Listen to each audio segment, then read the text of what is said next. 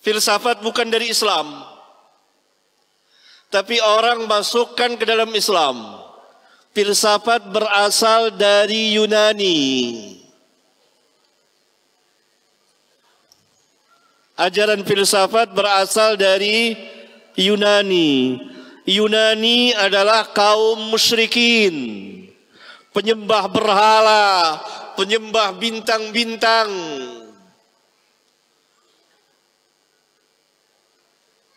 Orang yang tidak beriman kepada para nabi dan rasul. Lalu kenapa bisa masuk ke dalam Islam ajaran filsafat itu? Pada abad kedua Hijriyah, atas perintah sebagian khalifah yang terpengaruh dengan ajaran sesat, telah memerintahkan sebagian ahli untuk menerjemahkan kitab-kitab Yunani ke dalam bahasa Arab yang kemudian dibaca oleh sebagian kaum muslimin, khususnya mereka yang manhajnya bengkok, manhaj yang sesat, bukan manhaj para sahabat ridwanullah alaihim jami'an. Kemudian orang-orang ini mulai memadukan antara filsafat Yunani dengan ajaran Islam. Maka mulailah masuk ke dalam Islam ajaran filsafat itu, yang telah membuat kerusakan yang tidak kecil pada kaum muslimin, pada hidup dan kehidupan keagamaan mereka saat itu dan sampai hari ini. Di antara tokoh-tokoh filsafat yang menerjemahkan, meluaskan, mensyarahkan seperti Al-Farabi dan Ibnu Sina.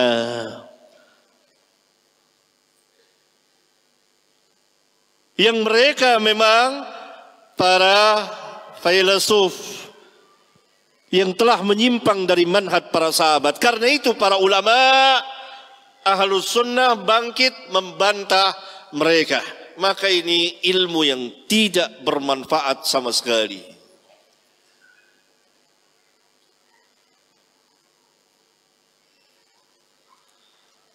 Demikian juga tasawuf.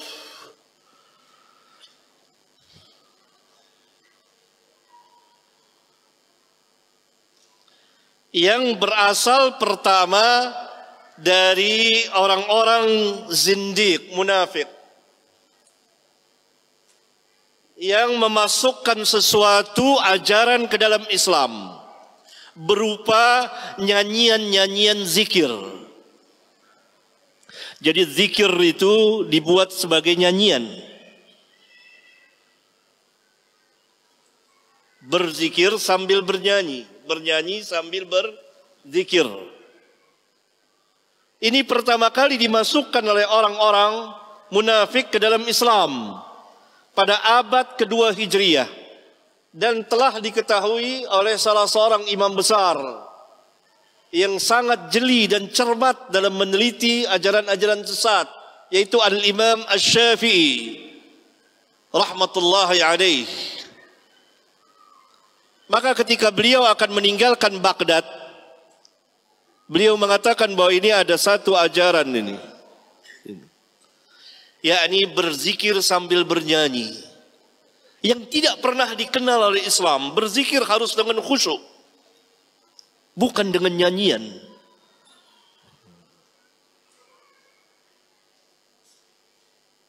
Ini dituduh oleh Al-Imam Asy-Syafi'i. Setelah beliau berangkat ke Baghdad, maka murid-muridnya dan sahabat-sahabatnya meneliti dan memeriksa, ternyata ada sekelompok orang yang melakukan zikir-zikir ritual dalam Islam sambil bernyanyi, bernari-nari. Ini yang dikatakan zindiq oleh Islam. Kemudian berkembang lagi ajaran tasawuf dari orang-orang yang melampaui batas. Sebagian kaum muslimin melampaui batas dalam beribadah dan masuk ke dalam bid'ah. Dan ada pembicaraan yang panjang mengenai ini.